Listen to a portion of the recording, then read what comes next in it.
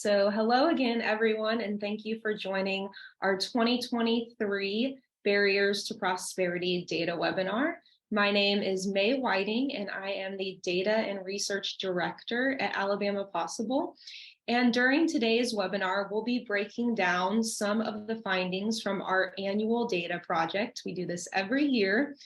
And this coffee and conversation will also feature panelists from around the state who will share how they use the data sheet to educate, advocate, and collaborate in their communities. So thank you again for joining us.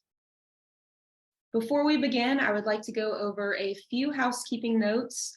This webinar will be recorded and posted to our YouTube channel, which you can find at youtube.com/Alabama Possible. Throughout today's webinar, you can submit questions using the Zoom chat feature. So we have also received some questions from you in advance of today's webinar when you were completing the registration process. We aim to address all of the questions towards the end of today's session. So feel free to add them to the chat and hopefully we'll get to them during our Q&A. If you would like to stay up to date on what Alabama Possible is doing around the state, you can follow us at Alabama Possible on social media platforms. We're definitely staying busy and we hope that you'll stay informed on the work.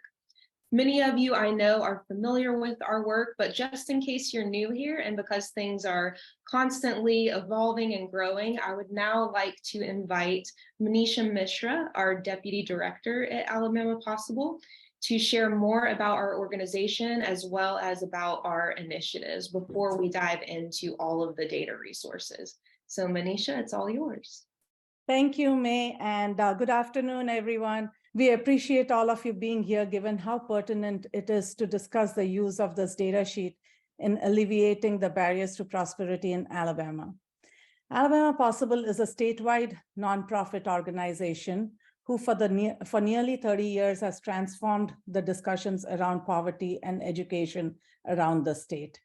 Next slide, please. Alabama Possible's mission is to breaking down the barriers to prosperity, and we do that three ways: through advocacy, education, and collaboration. So our scope of work, it encompasses post-secondary access and success work. We also engage the different communities statewide in civic engagement, which directs our advocacy work. Next. Each and every initiative at Alabama Possible is connected to the four focus areas mentioned in the earlier slide. And here we have listed a few of our initiatives. Alabama Goes to College is in the post-secondary access area, where we connect every high school counselor, career coach, or high school educator, as well as students and families to tools. We equip them with tools and connect them to relationships that would make them successful into their post-secondary journey. Now, our advocacy work led to free application, federal student aid, or otherwise called FAFSA completion, becoming a high school graduation requirement.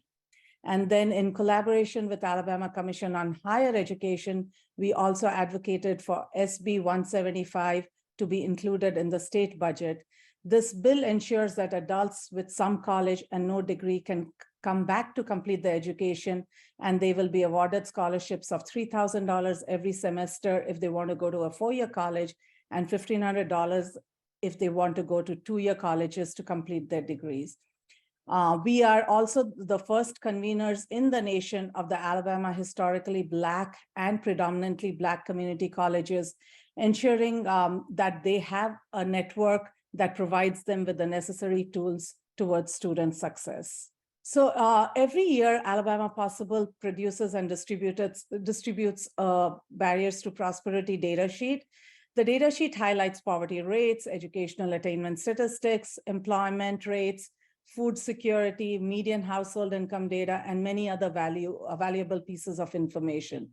Now I will hand this over back to May Whiting. Thanks, Manisha. So I hope that gives you just a quick glance at all of what Alabama Possible is working on. While our Barriers to Prosperity work is one of many initiatives that we're doing. We think that it really grounds and informs a lot of the other work that we're doing as well, because of course, having a better understanding of the challenges that Alabamians face will allow us to better partner and advocate within our other efforts. So we see the barriers to prosperity work as definitely informing all of our other work too. So we'd love to talk more about that today. So what I would like to start with is just some background for how our data resources are created every year. We use both national and state data sets to report on all kinds of barriers to prosperity. So many of the national data sets come from the US Census Bureau, and we largely draw on the American Community Survey, and we utilize their 5-year estimates. Then we also use state data sets. So those include data sets from the Alabama Department of Human Resources, as well as the Alabama Commission on Higher Education, which is one of our partners that Manisha mentioned. So as you'll see when we review the data sheet, we feature several measures such as rates of poverty, food security, educational attainment, employment, and health insurance coverage. And then within those measures, we always aim to highlight any disparities across different populations and different geographies. So our ultimate goal here is to try to break down the data as much as we can. So to summarize some of this year's key findings, this year, Alabama is the 6th poorest state in the country. According to Census Bureau data, Alabama has more than 800,000 people living below the federal poverty line. And that figure includes more than 250,000 of Alabama's children. Both of these numbers are much higher than the previous year. So if you've been attending these webinars or using these resources for several years, you might notice quite a jump from last year. Now, the poverty rate that we see in our state is definitely more concentrated in certain areas. So 8 counties in Alabama have a poverty rate higher than 25%, compared to only 2 counties in our entire state that have a poverty rate under 10%. So a lot of variation across the state. Now, poverty in Alabama and around the country had been decreasing over the last several years. However, we now see an increase in poverty rates since COVID. So as you can see on this slide, the national poverty rate is 12.8% compared to Alabama's poverty rate of 16.3%. Additionally, the child poverty rate in the US is 16.9%. while the child poverty rate in Alabama is 22.7%. And then lastly, we have median household income. The national median household income is $69,717, and it's more than $15,000 greater than Alabama's median household income of $53,990.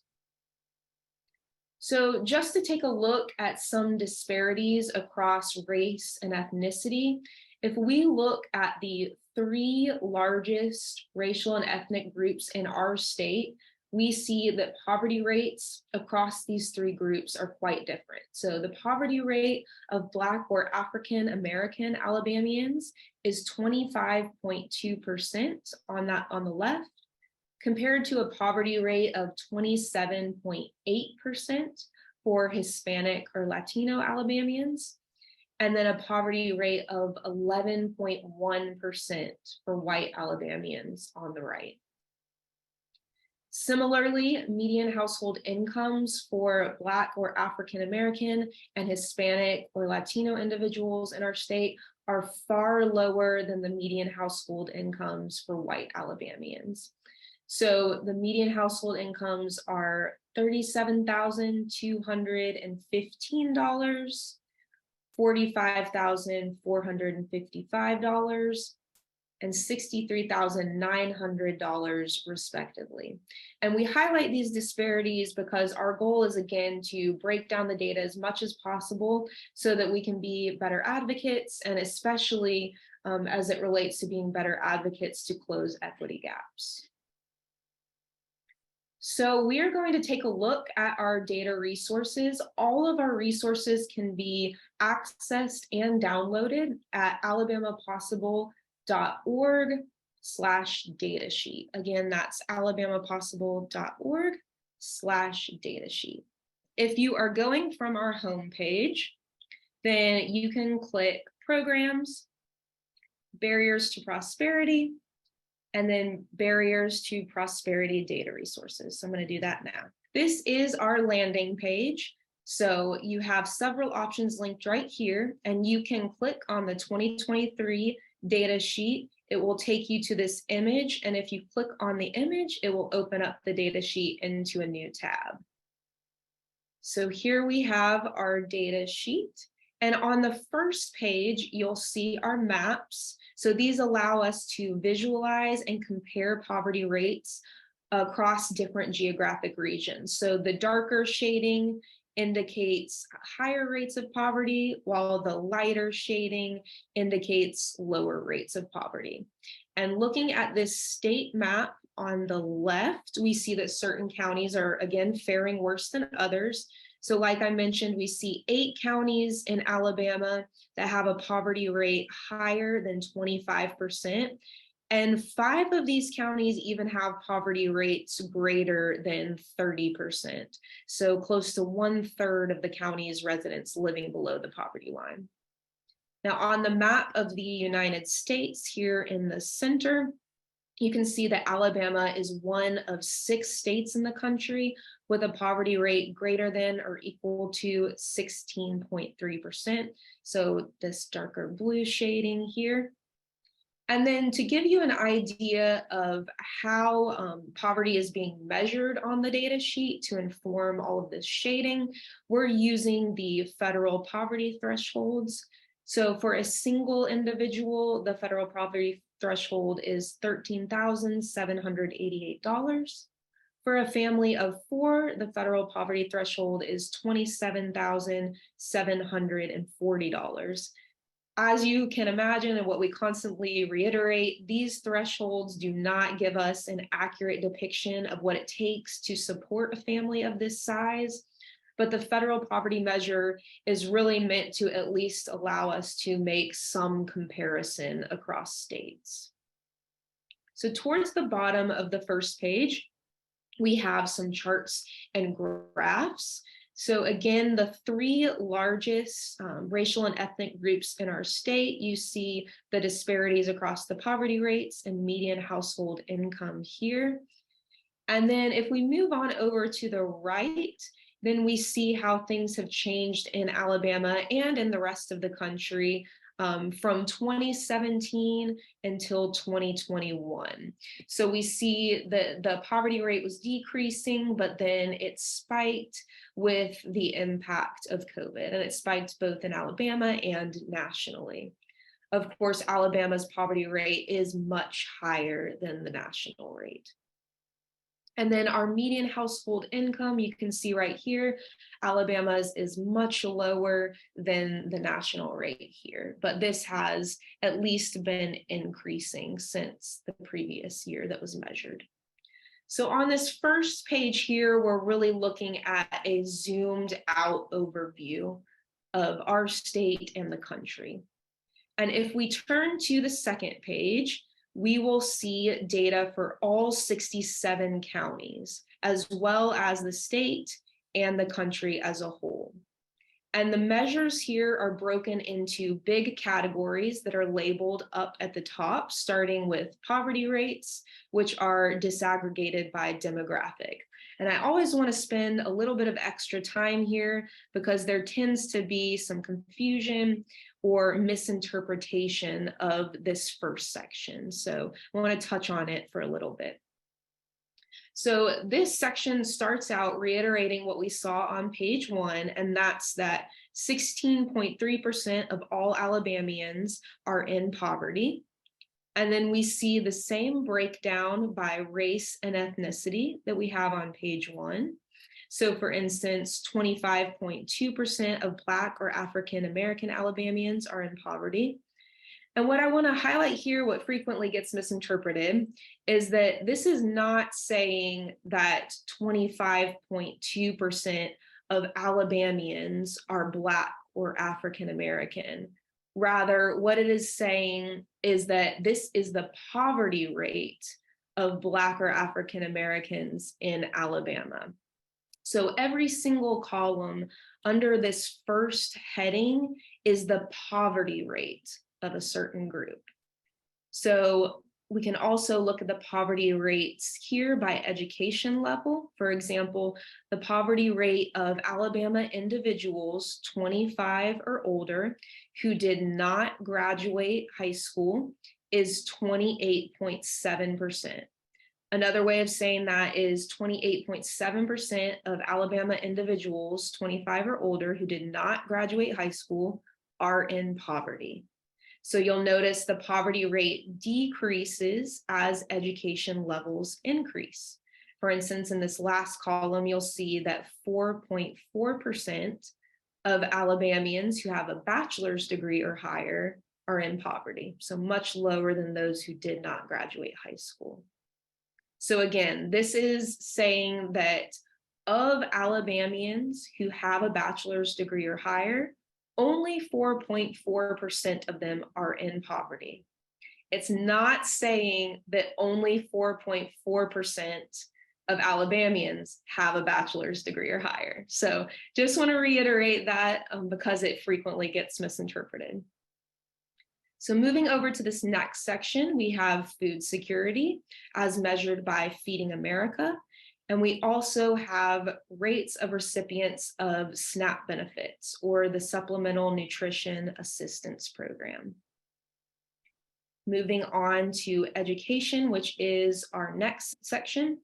The percentage of individuals who are 25 and older who are high school graduates or higher, or who have a bachelor's degree or higher. We also highlight college enrollment rates. So we include both the 2-year enrollment rate as well as the 4-year enrollment rate, and then the total college going rate. After that, we highlight our employment figures. So this includes workforce participation, as well as median household income, which is highlighted on page 1 of the data sheet as well. And then lastly, we show the percentage of individuals who are 19 to 64 years old who are without health insurance. And we show that both for folks who are employed without health insurance and who are unemployed without health insurance. So we're really highlighting the huge role that employment plays in whether or not people have health insurance coverage. So moving down to the bottom of the data sheet on page 2, we'll find a few things, our terms and definitions. So this will just tell you how we're defining certain things, and this is usually defined by the Census Bureau. And then we also have all of our sources cited here as well. So I would encourage you to notice the year associated with the citation. All of the sources that we use are the most current data available at the time of publishing the data sheet. So if you're wondering why we don't have any 2022 or 2023 data, that's because it is simply not available yet. This data takes a long time to move through the Census Bureau and be released to the public. So this is the most current data available. I will now move on to our dashboard, which is essentially an interactive version of the data sheet. So when you first get to the dashboard, and I apologize, it's quite small on the screen, but hopefully you'll be able to navigate it a little bit yourself as well. The first page is going to be poverty by state. So here you can click on different states. And when you click on that state, it will tell you the overall poverty rate, child poverty rate, and median household income. If you go to our second tab, we'll have poverty by county. So this will allow you to click on any of the counties within the state. So here I'm clicking on Perry County, and then you will have all of this great information here on the right-hand side that you can look through. So I would recommend using this tab if you get your paper copy of the data sheet, or if you're looking at the electronic version online, and this is just wholly overwhelming to you. You don't want to scroll through all of these many rows and columns. If instead you would like to just look at one county at a time, highly recommend this tab to just look at an individual county. Lastly, we have our county data table. This is essentially the second page of the data sheet. And the great thing about it is it allows you to deselect all, and then you can select counties of interest. So if you wanted to compare just 4 counties at a time, you could do so by looking through each of the columns here. And one thing that you might notice, there might be some blanks that are throughout this table, and that is simply because a particular population might not be represented in that county.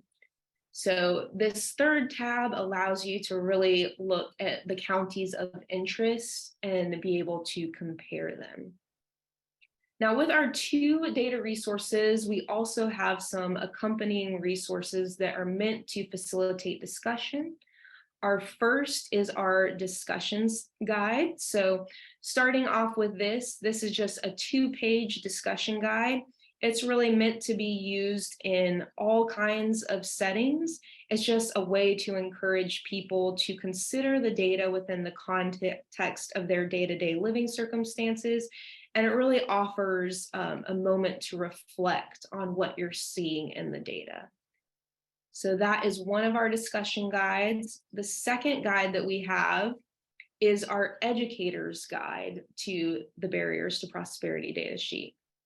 And the educator's guide is meant to incorporate the data sheet and the dashboard into activities within a classroom setting. And it is primarily meant for students at the secondary and the post-secondary level. So just scrolling through this, it gives some instructions and descriptions before you get to the in-class discussion questions. So this is meant to get students thinking about how the data translates into real-world living conditions. And a very important part of this reflection is to have students consider the impact of systems, of institutions, and policies on the communities around the state. After we move through our discussion questions, we come to the community assessment worksheet. This gets students to look at the data for their home community. So I will scroll down so you can see what that looks like. So it gets them to describe what they're seeing.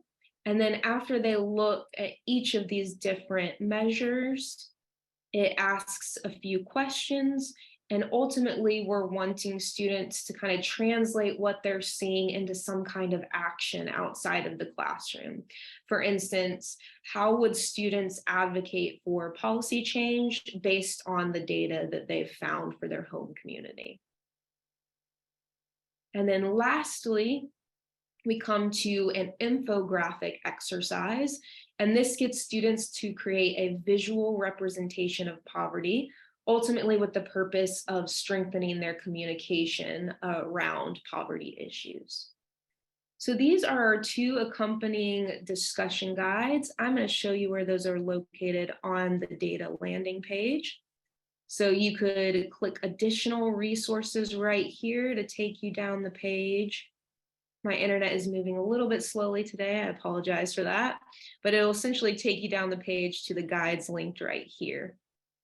We also have our Barriers to Prosperity toolkit right here. And so this might be new to folks, but this toolkit is for communities that really want to get involved in a focused project with 3 components that build upon each other. So let me make this full screen so we can see better.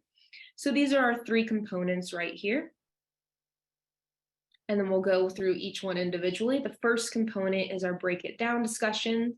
So this involves community-based discussions, and these are both meant to promote awareness and then deliberation among a convened group.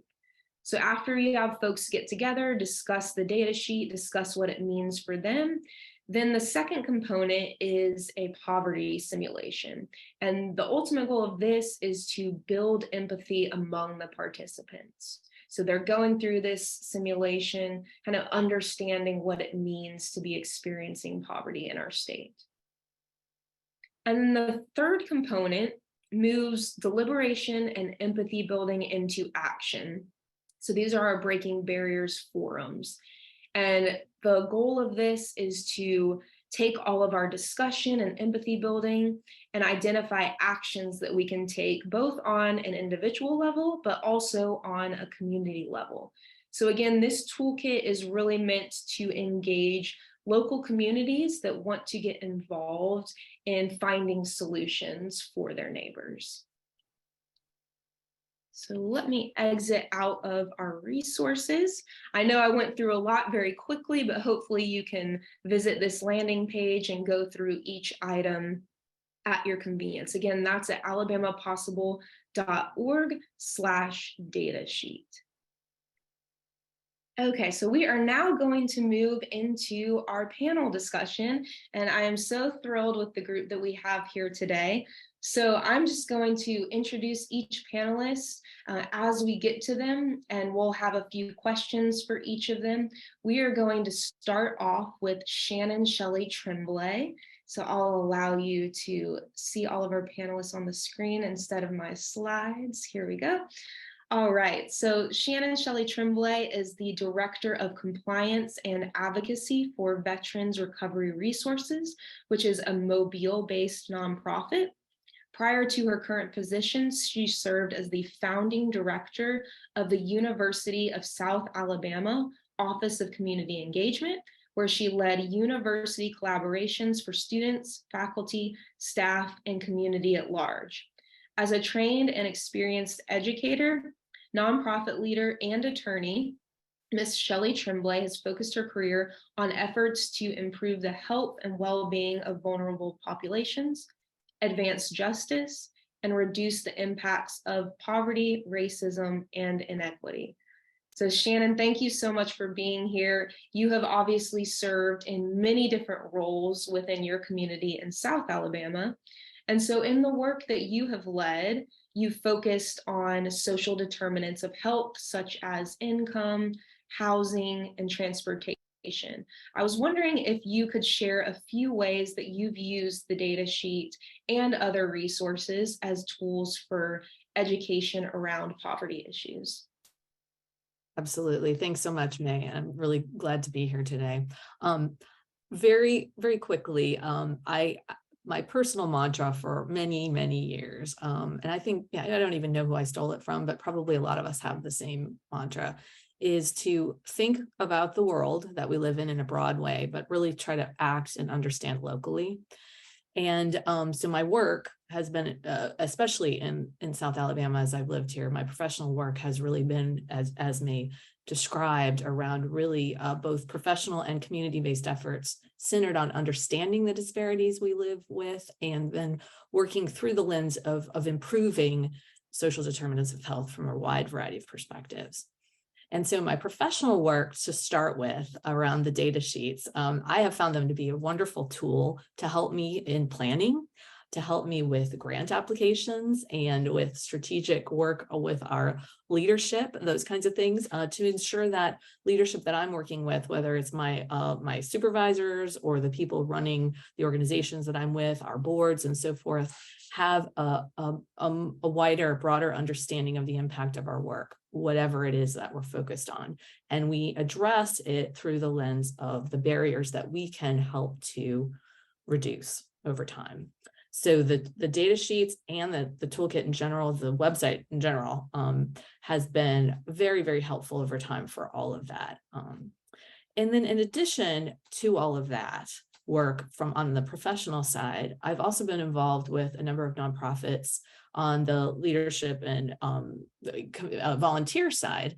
And one of the areas that I've worked with a lot for the last 10 years is Leadership Mobile, the Leadership Mobile organization, which is a program of Mobile United. For those of you who are in our area and who are not, I'm sure you know Leadership Alabama and probably have a leadership program of some sort in your area, I expect. About 9 years ago, a great leader in our community tapped me and asked me to give a talk every year to the incoming class of the leadership. So about 35 to 40 people apply every year and become part of the leadership class. They represent a wide range of industry, education, healthcare, nonprofit sector, and wide variety of areas of leadership and topics of leadership. And so, of course, they have a wide range of views on the community that they're living in and working in and that they're serving in and leading in. So the topic that they asked me to cover was actually poverty, and poverty, how it looks in our area. And when I say our area specifically, I mean Mobile, the city of Mobile, the county of Mobile, and to some extent, some of the areas around us. So back to that, think globally, act locally. When I was asked to give this talk, I first was gripped with, I can't do this. This is a terrible topic. Who wants to give this topic to new leaders? And then given the importance of it and my own concern around us, what I consider a human problem that we can all work together to solve, which is poverty and all of its impacts, I took the challenge. And the first thing I did was, having worked with Alabama Possible before, jumped to look at the current data sheets at that time, and to then begin to use them as the basis for how I was describing the local needs we have, the local barriers we have, the local concerns. And so, and you know, I come from the lens of, you know, I really believe that accurate information and enough of it that helps people really get clarity, and then also tools that people can go back to, are a way that we can civically train ourselves to begin to get into a process where, even if our day-to-day life isn't about addressing barriers, we can understand that on some level it is, even if we don't think it is. So I really believe in that. I understand it. And I really work from I want to challenge myself to understand, challenge myself to recognize where we can address barriers and ways that we can do that. And so that's how I approach that training program, which has become something a talk that I give to a lot of different organizations around the area. And one of the reasons that I use this tool is because it is such, the data sheets themselves and then also the website are so robust. We are so lucky to have this tool in Alabama. And, you know, I now, unfortunately, I have been looking at the data sheets for all these years. So I have seen the trends, you know, and we have a lot of work to do to even begin to address those trends in effective ways. And so I feel constantly like I'm a part of a movement to try to really pull in as many of us as we can possibly do so, to really say, well, let's move the needle, let's change the trends. So in addition, one of the things that I identify, along with all the barriers that are in the data sheet and that you can really dig into as you start to work with the data sheet and also the tool, the web tool, is I identify three additional barriers, because I think and this is what I attack in the trainings that I do. First is a lack of knowledge and awareness. You know, what does poverty really look like in our state, in our community? Also, really, we say this word poverty, but I find that many of us, regardless of our levels of education, regardless of our experience, really aren't even sure what the word means. You know, how do we define it as a nation? Why do we define it as a nation? What does it mean when we define it the way that we do? And how might we be able to change the way that we define it so that we can actually impact policy in a different way? So that's one area, lack of knowledge. Then understanding there's a lack of understanding of the intersection, you know, all the intersections, the factors that are at play that are leading us to the trends, keeping us number 6, you know, or number 7 or number 5, depending on the year you're looking at, but, you know, keeping us in that space. And then the varied impact that what we are facing has on different populations across our state, on different regions of our state, all those kinds of things. And then how those relationships, I mean, to me, I'm always very curious about some of the counties where you have a county with a relatively okay level of poverty, at least if we say any level is okay, right? To adjacent to a county where there's a significant rates of poverty, for example, and then how local policies, practices, and just attitudes are impacting the populations of people experiencing this need. And then the third area, or the barrier that I think, and this one's kind of be controversial, but a lack of curiosity. And so what I try to do with this work is really engage people's interest and desire to learn more. And so then in addition, learn more about what it is that we're talking about when we talk about poverty, why it exists, how it exists, and then the trends that we can see over time.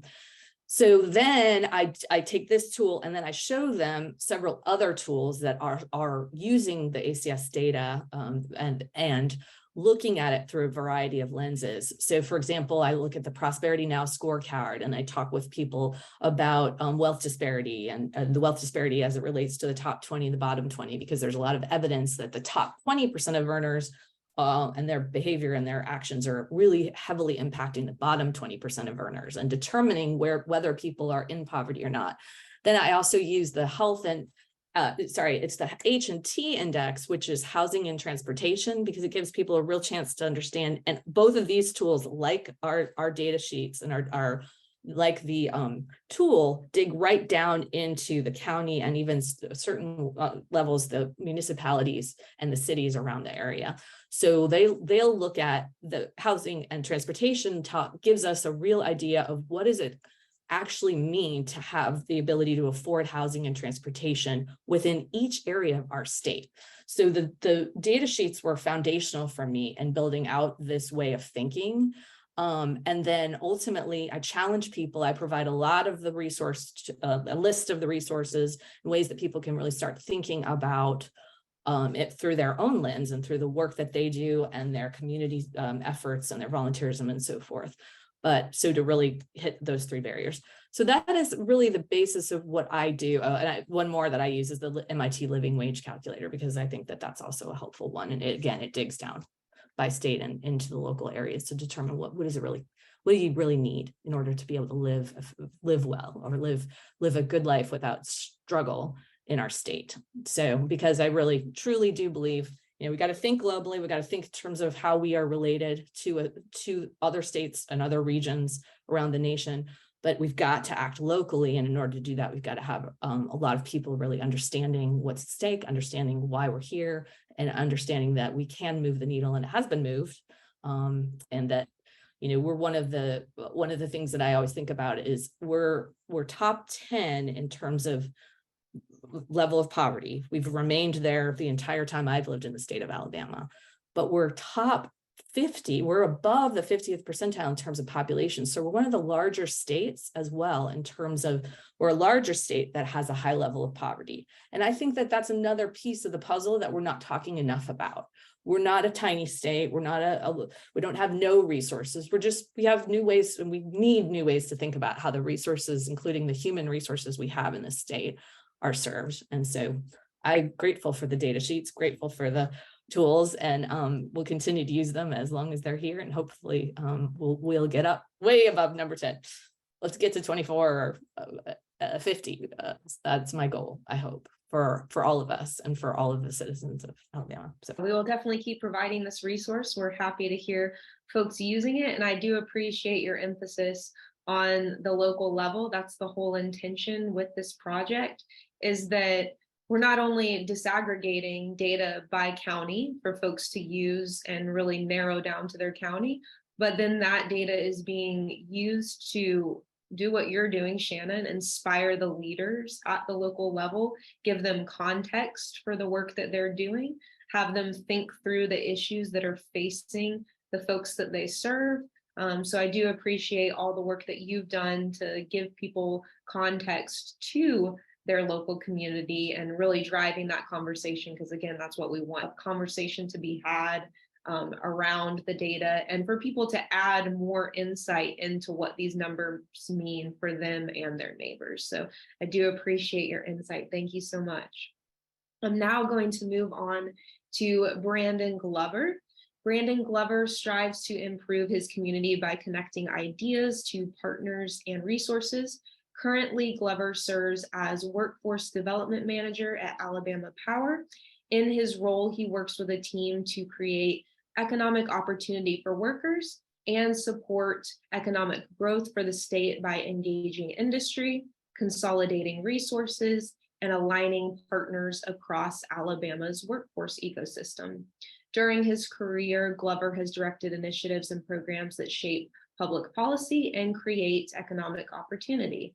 So this includes collaborating to improve workforce outcomes with top employers in industry, policy leaders, and statewide education partners, as well as establishing the state's first impact investment fund and cultivating a co-investment network of traditional and philanthropic capital partners. So Brandon, I wanted to ask you, in your current role, you aim to address workforce barriers. And what is industry's role in advocating for policies around workforce issues, which we highlight on the data sheet? And how do you see the data sheet as a tool for policy work? Yeah, absolutely. Thank you, May.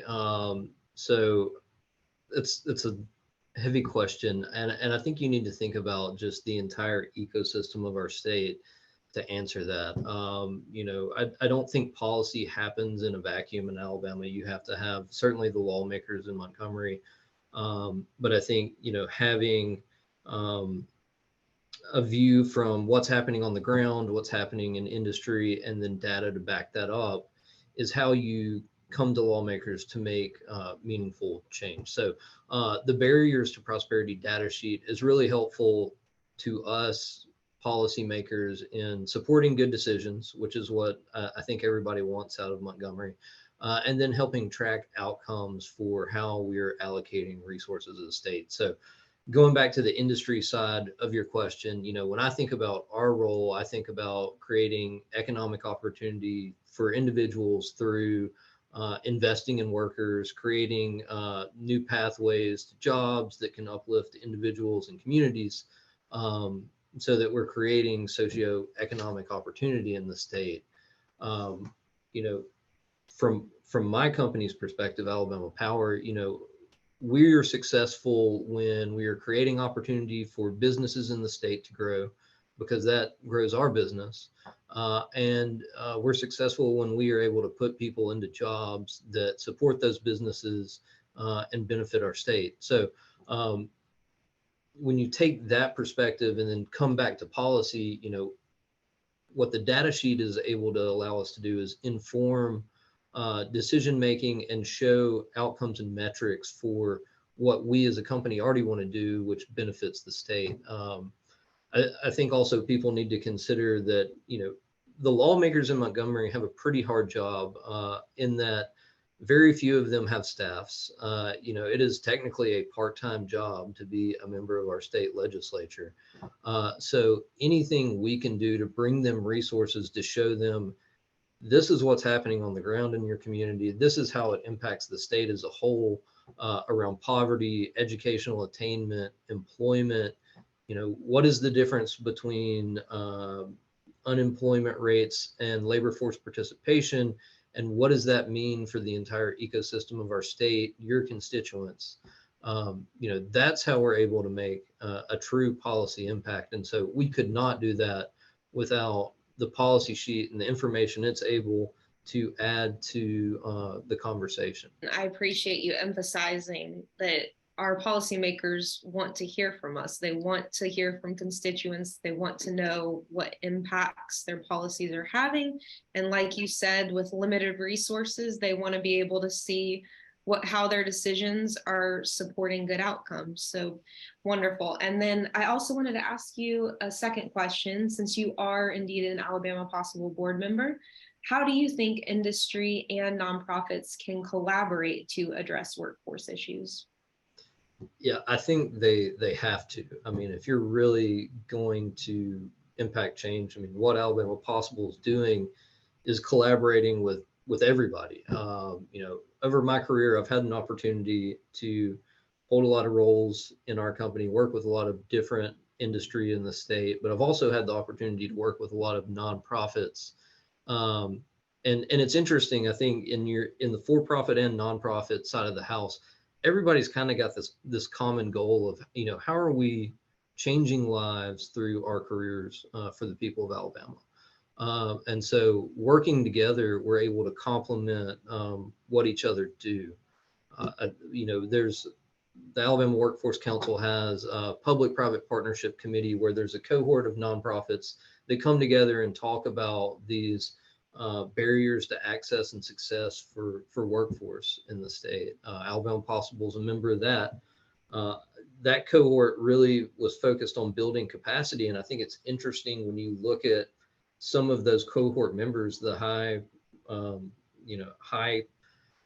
potential nonprofits in that cohort, like Alabama Possible. What you've seen is some of them graduate and use those relationships they built in the cohort to go talk directly to agency leadership and even legislators about how we're making a difference in policy around these barriers in our state. So, as an Alabama Possible board member, I think industry nonprofit collaboration is crucial to doing good things in our state, because I think when industry and nonprofits are aligned, people take notice of that and they realize that there's an opportunity to make a change in Alabama.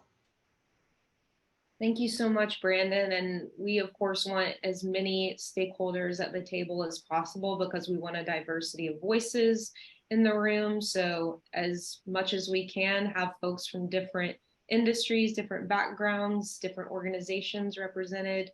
We want to make that possible so that they can inform our policymakers. So thank you so much for your insight today. I'm now moving to Emily Bolkar. Emily serves as Vice President for Aqualateral, running the organization's grant program, building community relationships, and conducting research on the state of water infrastructure and access to inform the team's investment strategies. Emily previously worked in the conservation and development in the Himalayas with experience in nonprofit, government-led, and academic project management. She holds an MA in geography from University of Colorado, Boulder, and a BA in anthropology from Yale University. So Emily, our findings show that 8 counties in the Black Belt have poverty rates higher than 25%. So I was wondering if you could speak to the work that Aqualateral does in the Black Belt specifically, and how you leverage the data sheet to inform that work. Hi, thank you so much, May, and thank you all for having me. So a little bit briefly about Aqualateral, since many of you might not know about our organization. We are an investment vehicle that focuses on addressing issues around water insecurity. And part of the way that we address these issues is also through grant making, as May mentioned. And we're very community driven. We see that issues relating to water insecurity don't exist in a vacuum, and they don't exist outside of the context of communities themselves. So the aim of our work is to make sure that we understand local needs and build an investment strategy that places these needs at the center. And so this really is based on building community relationships and working to facilitate and ensure that community needs are directly incorporated into solutions.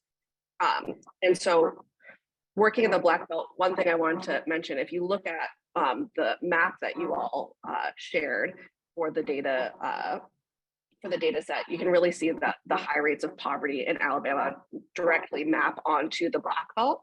And I think that's a really important thing to notice and be aware of. And for us, as I said, we really like to understand the whole picture of what's going on. So when we look at a water security issue, in this case, wastewater challenges, it doesn't exist outside of its social, political, and economic context. And so we use data from the Alabama data sheet, the Alabama possible data sheet, to really understand the context of this wastewater crisis. I'm sure most people know what is going on in the Black Belt, but for those who don't, because of the specific soil type there, it is very difficult to deploy traditional septic systems. And so people are therefore responsible for paying for and maintaining their own wastewater management systems, but this is very, very expensive, and often means that people will use something called straight pipes, where they literally just put a pipe outside from their toilet, and the raw sewage is just discharged into their backyards. And so this issue really doesn't just have to do with the soil, but it also has to do with the history of the Black Belt and the demographics of the area. And so it really relates to issues of poverty, of race, of education, of employment and healthcare access, which is something that is really illustrated in the data and the work that you all have done. And so when we look at projects, we want to make sure that we are understanding that whole context and addressing that whole context, because if you just look at the soil as the cause of these wastewater issues, you're not really going to be understanding where these challenges are fully coming from, and you're not going to be able to affect long-term change. And so we've been able to work with a bunch of really wonderful organizations in the Black Belt to really understand these issues and make sure we're addressing them in a holistic way. So we've worked with the town of Yellow Bluff last year. So Yellow Bluff is located in Wilcox County, which is one of the 8 counties that you mentioned, has over 25% rate of poverty. I believe it was around 32%. And so they have designed a project to create a wastewater system that would help 120 households in the area. And it's really important that they're able to get this outside funding, because these systems often cost between $5,000 and up to $30,000. But then when you look at the data sheet that you all have provided, you see that the median household income for this area is $30,000. So it's just not feasible for these households to afford this type of sewer system that they're currently forced to put in by themselves. And so that has really, this data has really been able to show us and others that outside intervention is really needed. And this speaks to another organization we work with, the Alabama Rivers Alliance, that has been working to advocate and make sure that federal funds that are coming through the state system, so ADEM, which is like the state-based EPA, and the SRF program, to make sure that they're really going where funds are needed. So we're trying to help address these issues where we can provide grants, but then you also see that there's a very strong need for the state to really step in and provide help. And so Alabama Rivers Alliance is really trying to make sure that these funds are going to people who need it most. Unfortunately, there's been a lot of times where these funds aren't getting to the people who really need it the most. And so by supporting them, we're hoping that we're able to make a change at the state level and ensure that some of these infrastructure dollars are really going to help these areas that have traditionally been underfunded.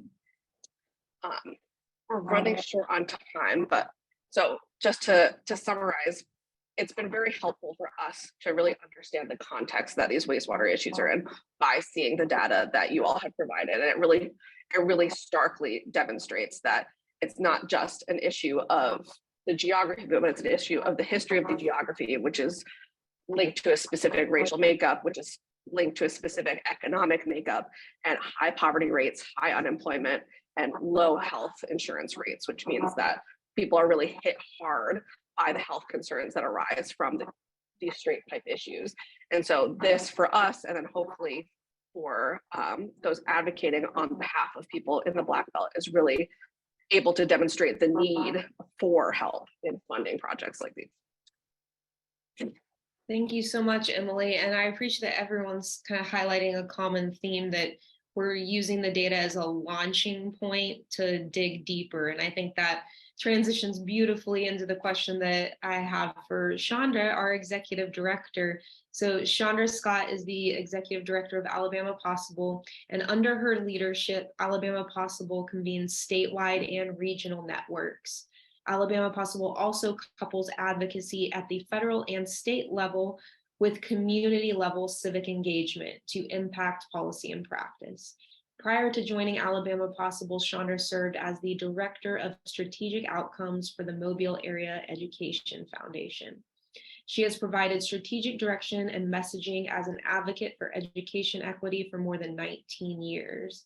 And kind of exactly what we've been talking about, Chandra, Alabama has the break it down discussions, which utilize the data sheet to spark local conversations around the state. So I was curious if you could speak to what you've seen come from those conversations over the last few years since we've started them. Sure, thanks, Megan. I want to quickly thank all of our panelists so far. You have done a remarkable job of sharing your experiences with our data sheet. So real quick, because I do want to make sure we are able to address some of the questions in the chat. The first thing that we noticed when we had the discussions across the state is just how we were able to connect neighbors who had never connected. So you're bringing together people who under normal circumstances may not come into the same space together. It's amazing to see how a Zoom room removes barriers, whether it's transportation barrier, childcare challenge barriers, just the unknown of who's going to be there barrier, or I'm not comfortable in that space barrier. And you are able to bring individuals who live in the same region, in the same county together to really talk about the issues that they face or that they see in their communities. The next part I would say that I always love to watch are the aha moments. When you learn about looking at the data and you're talking about what that data looks like, not just a data point, but really bringing a face to it or a family to it. And then talking about there are entities in their region that address some of those challenges and no one knew about it.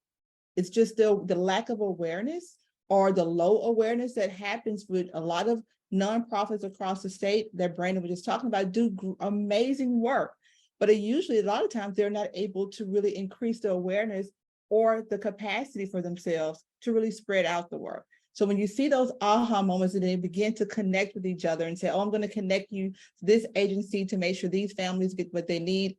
Those are the moments I live for to see happening in those discussions. And then final, which is really what the discussions are built to do, is for the individuals to take ownership of the challenges that their communities face, where they're now walking away with it's someone else's problem. Now they've seen the data. They now have heard the stories that are connected to the data. They have shared their own stories of how they see that data reflected in their community. And now they have better ownership and want to move from just a deliberation to action. They really want to figure out what's the next steps, which is usually the question we get a lot at the end of those discussions, like, so what's next? And we always remind them, you hold the key to what's next in your own region. And so I would say that this data sheet really is not just about creating awareness and heightening awareness. It is really to get people to move to action and what that looks like in their capacity. Everyone has capacity in some form or way to move to action, no matter whether you're just a parent in the community or you're a business leader, elected official. Everyone has the capacity to move those challenges and take your small part in closing those gaps. And then you already touched on it a bit, but as we continue as an organization to share these data resources and build on our understanding, how do you see us using this data to catalyze action? You've kind of touched on that right there. Yeah, so I would say that the biggest part is, one, we use it to understand where we need to go and the types of programs and initiatives that we as an organization need to put into place to support those who are already on the ground in that region. So we walk alongside them in the work. And then lastly, Brandon touched on this a little bit about policy. We all know that policy and allocation of funds impact a lot of people, right? And so we have to make sure the right policies are in place. So I think Manish at the top of the hour shared about Senate Bill 175. That was led by data. For us and looking at the post-secondary data attainment goal across the state, disaggregating it by age and realizing there were a lot of adults in our state who have some college and no degree. But then when you look at the poverty level, you know they cannot afford, just like Emily talked about, water insecurities, they can't afford to go back to college. They couldn't afford the water systems.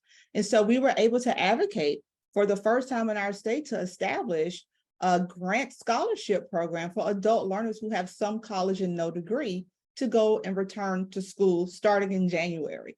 And so that's the type of policy work that this organization leads. We really let the data guide us into where we can emphasize and advocate for, where we can see a massive impact. So that's a massive impact, just like the FAFSA policy. We saw lots of families not being aware of a pathway to a post-secondary pathway for their students. They cannot have that conversation at the kitchen table. But FAFSA opened up the door. It's not a compliance issue. It's a policy issue that opens up doors to financial resources. And that's where I see the work of Alabama Possible continuing to go. And hoping this next session, when it opens up, we'll be taking on other policies that support the adult learners now that they have the funding to go back. Well, a lot of them are now challenged with transcript withholding. We have to do something about that in our state. Where they started, life got in the way, they didn't finish, and now their transcripts are being what I call held hostage. And now they are the stranded workforce. And we have to figure out how they are no longer the stranded workforce, where they can access post-secondary trainings and education to be able to make our state more robust, where we see the poverty rate decrease every year on this data sheet.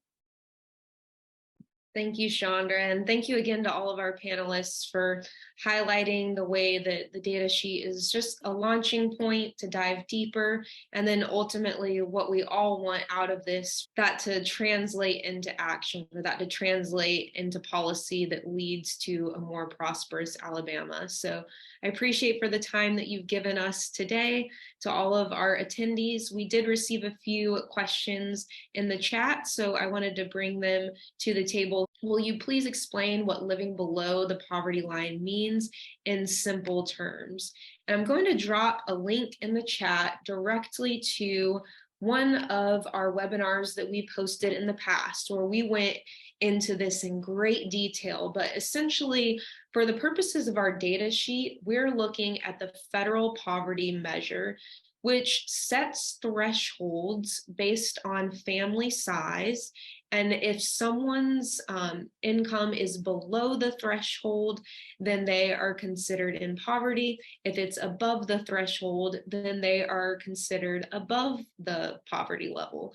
And what we often talk about is how this is a very imperfect way of measuring people's ability to afford a quality of life. And so what we did in this webinar is we talk a great deal about how the federal poverty measure came to be, how it is insufficient in many ways, how it has shaped how we think about poverty when maybe there are many other ways to think about poverty. So I would encourage you to look at that webinar and dive as deep as you want, but essentially when we're looking at the data sheet, we are looking at these thresholds that are meant to measure poverty around our nation by one standard. And another way that that is inadequate is that someone's cost of living in Alabama is going to be wildly different from someone's cost of living in New York, yet we're measuring them by the exact same poverty level. So again, a lot of ways that this is inadequate, but it is one way to make comparisons across state. So I hope that helps to some level. This is a question I would love to bring to our panelists, anyone who wants to respond. But from Legal Services Alabama, they ask, what data trends do you feel are the most impactful to investigate when demonstrating the necessity of your org's work to support people in poverty in Alabama? So if anyone would like to respond, I open the floor. I'll start the conversation and others can dive in. Obviously, Alabama Possible looks at post-secondary attainment, obviously for one, because we do see the connection between education and attainment. Another one is the head of household, being that a lot of females are head of households across the state that are in poverty. And we know we have to address the issues or challenges that come with that when it comes for them entering the workforce. We've been able to have great discussions with some of our legislators, and Brandon has been a great advocate of having to elevate some of the conversations around childcare, accessibility for female head households when they're trying to enter the workforce, but usually the time shifts don't line up with childcare hours. And so how do we make sure that families have access, especially when there's head of household for a female, that they have access to childcare? Of course, that's not the work of Alabama Possible. The work of our organization is to elevate that data point. And so those who do the work in that lane can see how that data point is sitting in their industry, in their business and industry, as well as within their region. So I would say that's just one way that we look at some of those trends to elevate what's really happening in workforce and education attainment across the state.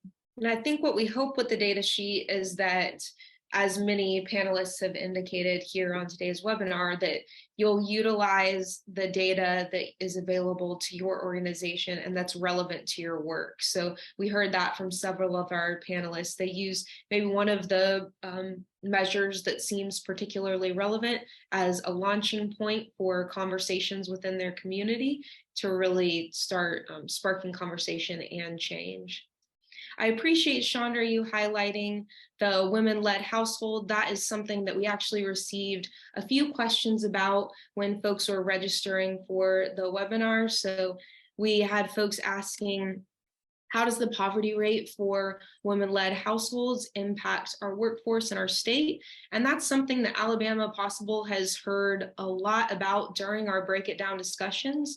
We've heard about childcare really being an issue, limiting the work that people are able to pursue, limiting the kind of income that people are able to earn. So lack of affordable childcare, lack of any childcare options really has been a big impact on folks within our state and around the counties that we've hosted these conversations. So definitely something that we want to continue disaggregating on the data sheet so that it's really highlighted. We very much appreciate your participation throughout today's discussion. Again, I'm going to give you a link to all of our resources on the screen. Hopefully that's sharing now. Definitely feel free to email us if you have any further questions. You can reach us at info@alabamapossible.org. We'd be happy to think through some of these more thought-provoking questions and get a response to all of our attendees today. But I just want to thank attendees and panelists for their time. We know we went over. I hope the recording is also useful to you as well. But thank you so much for joining us today. I'll now turn it over to Chandra Scott for some closing remarks.